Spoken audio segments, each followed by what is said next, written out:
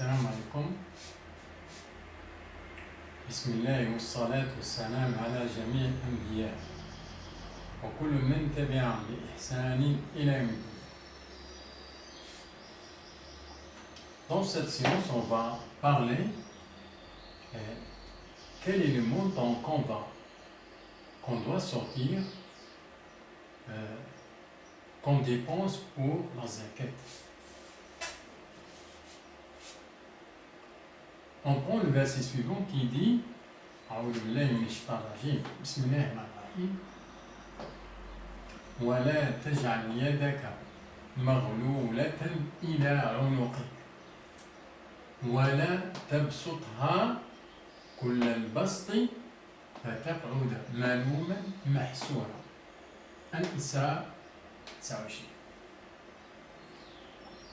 Ne porte pas ta main enchaînée à ton cou par avarice. N'être pas avare. Et ne l'étends pas non plus trop largement. Al-Isra 29. Donc, c'est ça la marge de la dépense de la zakat. Non pas trop serré, comme il a dit ici, enchaîné à ton cou, et non pas trop largement, une dépense trop large. Donc c'est entre les deux.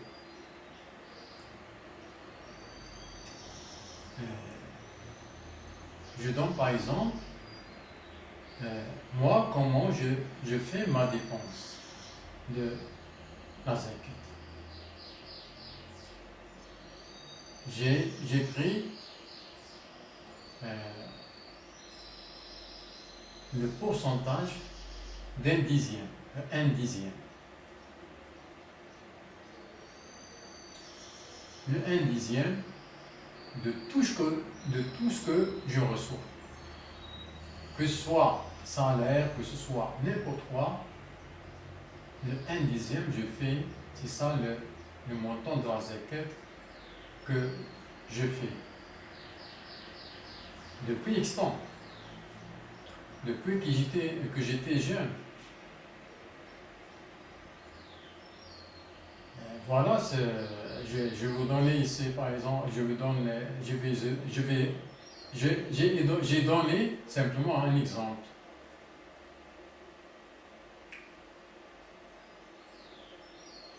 Parce que dire ne porte pas ta main enchaînée à ton cou,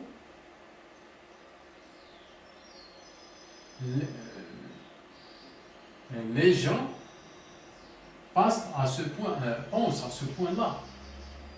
Ne pensent pas à ce point-là. Ne l'étendent pas non plus trop largement. Ils pensent à ce point-là, les gens. Quand ils voient ça, ne porte pas ta main enchaînée à ton cou, eh bien ils pensent d'être pris de ça. Ne porte pas la main enchaînée. C'est pas comme ça, mais je vais essayer de faire ça. Je vais faire ça. Elle n'est pas enchaînée. Tranquille. Non.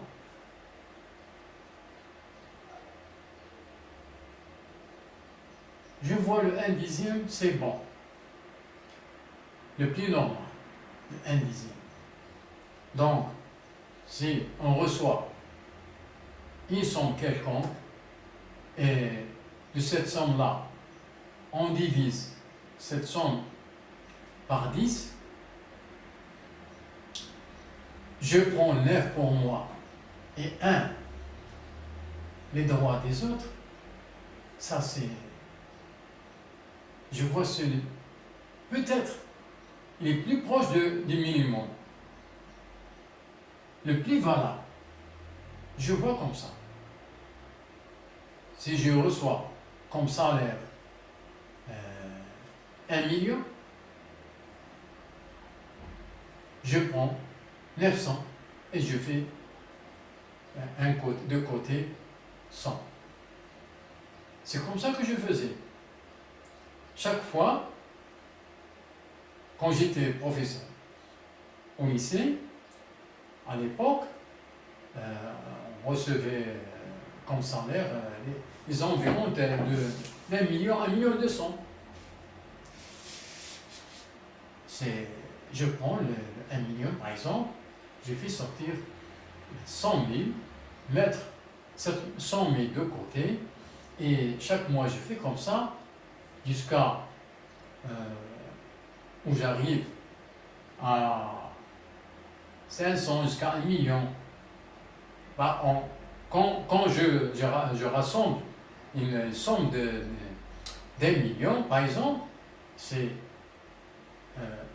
quand j'ai cette somme-là, je l'achète comme j'achète le sucre, l'huile, l'alimentation générale. Je me base surtout sur le sucre, le café et l'huile. Et je désigne un certain nombre de pauvres et je donne à ces pauvres chacun sa partie. Et comme ça, je fais chaque fois. Je rassemble tous ces petites sommes jusqu'à où avoir une somme pour laquelle je peux acheter et je peux donner à plusieurs pauvres. C'est comme ça que je faisais. Ça, c'est ma méthode.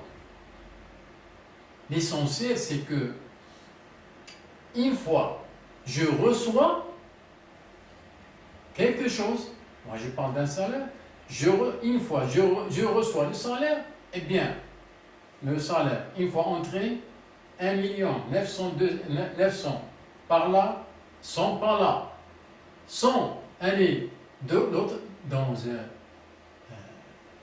une autre place, intouchable. Je le mets dans une autre place intouchable. Je ne le touche pas, n'en touche pas. Je prends tout le nécessaire de ces 900-là. 100 000, elle est de côté intouchable. Intouchable. C'est comme ça que je fais ça.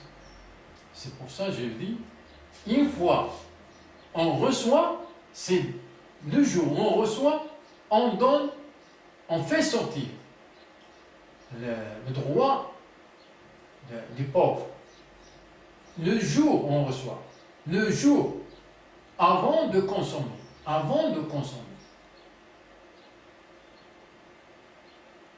Une fois quand vous mettez le droit des pauvres de côté, eh bien,